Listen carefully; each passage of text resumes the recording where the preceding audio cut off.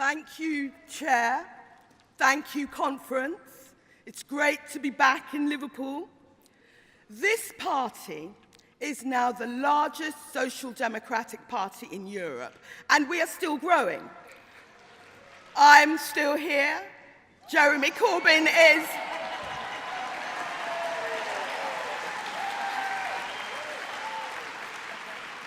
And Jeremy Corbyn is emphatically still here as leader of the Labour Party.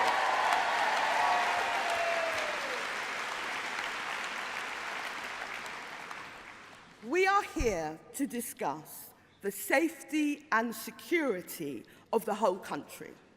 And this, like so many social issues, is a collective endeavour. It cannot be done individually. You are not safe, if your neighbour isn't safe, and we know who suffers most from crime.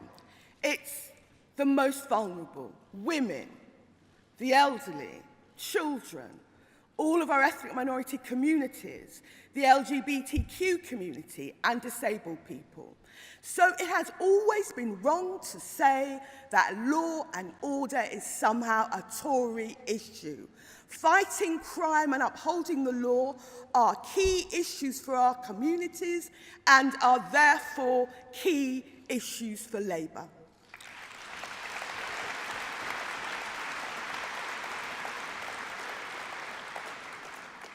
The truth is that the Tories are all talk when it comes to law and order.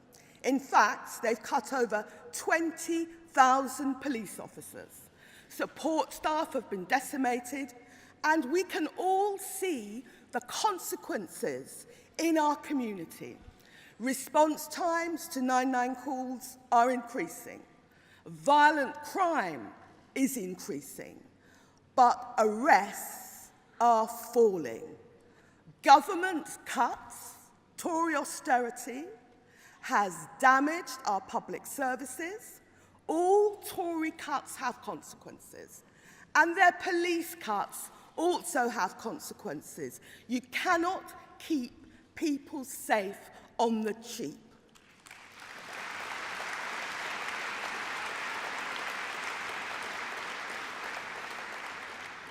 In Labour's 2017 manifesto, the brilliant 2017 manifesto, we said we would add 10,000 police officers.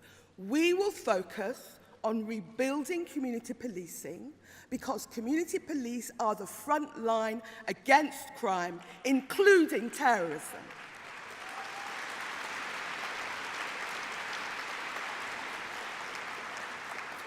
We also intend to recruit more fire officers, more border guards. The next manifesto is not yet written, but obviously I'll be having friendly chats with the Shadow Chancellor John McDonnell about the money available for Home Affairs and Security, but I'm sure that we're all agreed where we want the money available to recruit police and fire officers and border guards to go.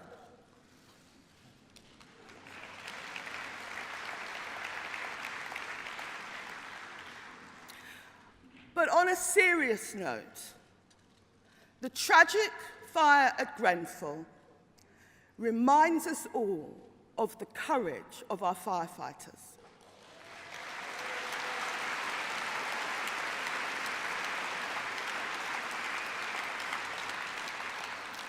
But this government refuses to accept that their cuts to fire services cause longer response times.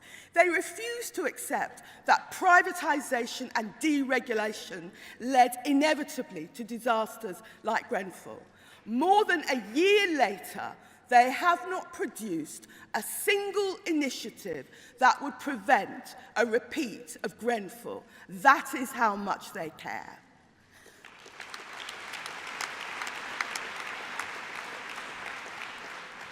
This government is failing to protect communities or to ensure their safety. This government is big on rhetoric about security, policing and borders, but talk is cheap.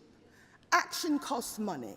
They've slashed the border guards just as they slashed the police and fire services. Not Labour. It wasn't Labour that slashed the border guards.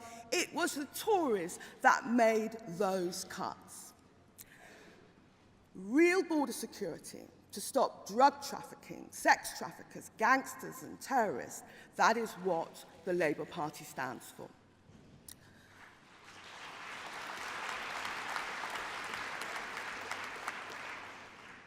But false and toxic rhetoric on protecting our borders and on immigration led directly to the Windrush scandal.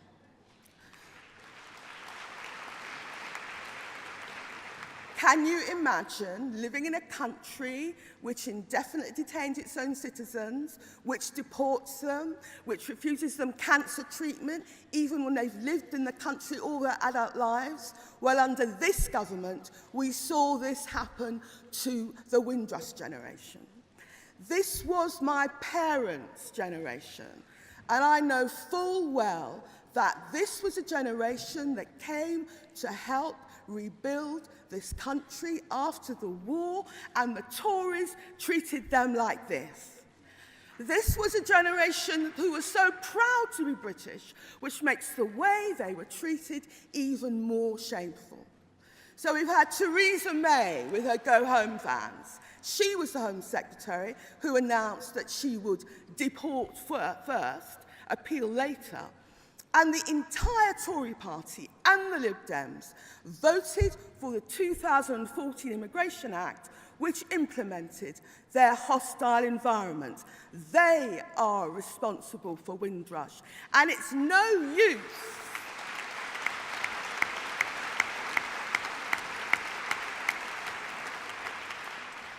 use the current Home Secretary Sajid Javid trying to evade responsibility.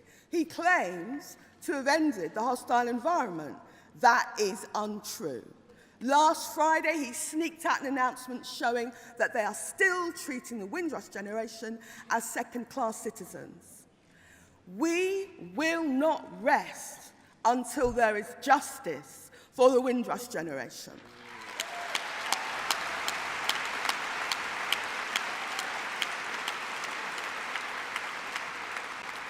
We will not rest until the hostile environment is ended, until Yards Wood and Brookhouse detention centres are closed.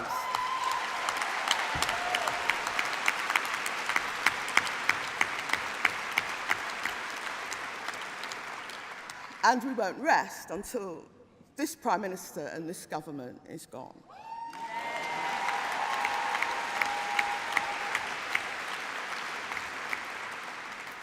Recently, I set out Labour's new immigration policy. It's based on Labour values and the needs of the society. It is not based on demonising migrants. We will always uphold our legal and moral obligations to Commonwealth citizens. We will not use the 3 million EU citizens currently resident here as bargaining chips.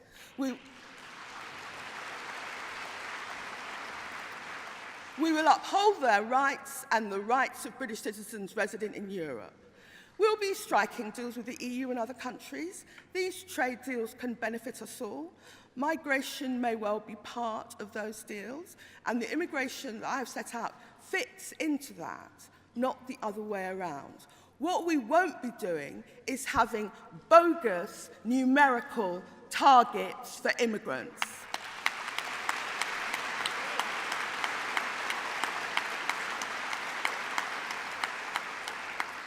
The Home Affairs Select Committee, the Migration Advisory Committee, and a former Home Office Permanent Secretary have all said that these bogus numerical targets do not work. I think the only person that still believes in them is Theresa May. Instead of bogus targets and demonising migrants, we will have clear criteria. After the Brexit deal, after the trade deals, we may still have key skills gaps, such as the shortages of doctors and nurses and social care workers. So first of all, we'll increase training and education and apprenticeships for people here and insist that companies do the same. We will drive up wages by enforcing the national minimum wage, and we will increase employee rights and clamp down on exploitation.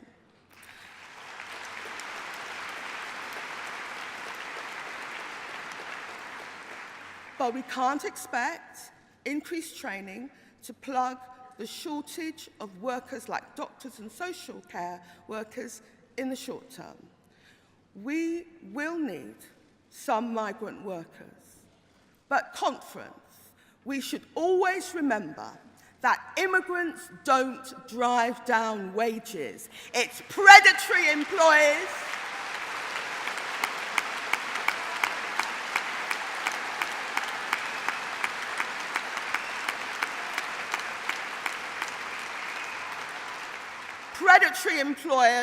weaken trade union rights and freedoms, and an austerity government.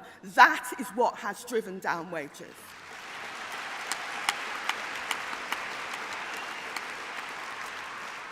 And once people are here, we will treat our brothers and sisters from overseas fairly and equally. That is Labour's new immigration policy.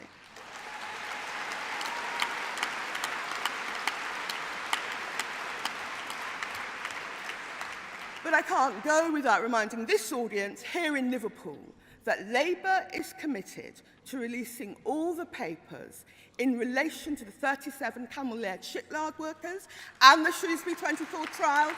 We will provide full disclosure.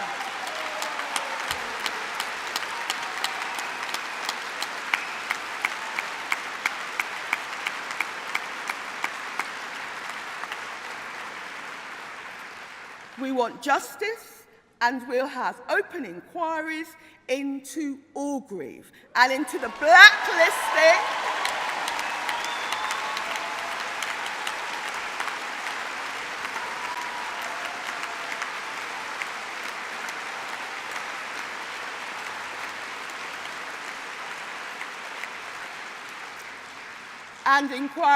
blacklisting of trade unionists.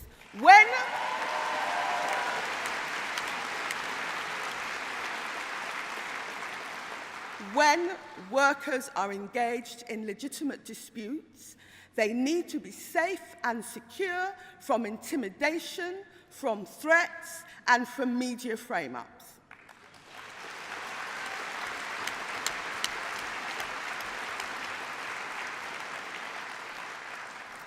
Now, most of you will have heard of the spy cop scandal. We know that in this country, you generally need a warrant to enter someone's home or intercept their telephone calls. So a Labour government will insist on time-limited judicial warrants for any undercover policing.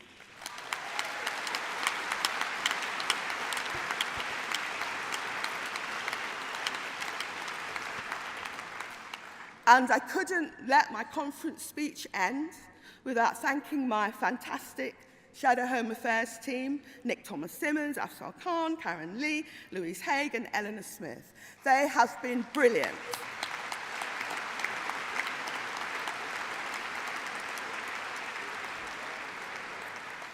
They are formidable in holding the Tories to account and will be formidable in government.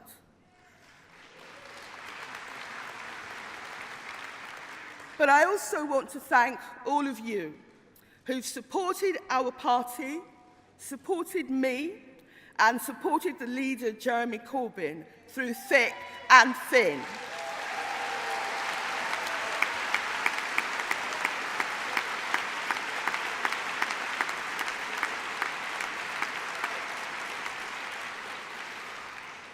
This country has never needed a Labour government more. We will have to repair the ravages of the Tory years. This country needs a Jeremy Corbyn-led Labour government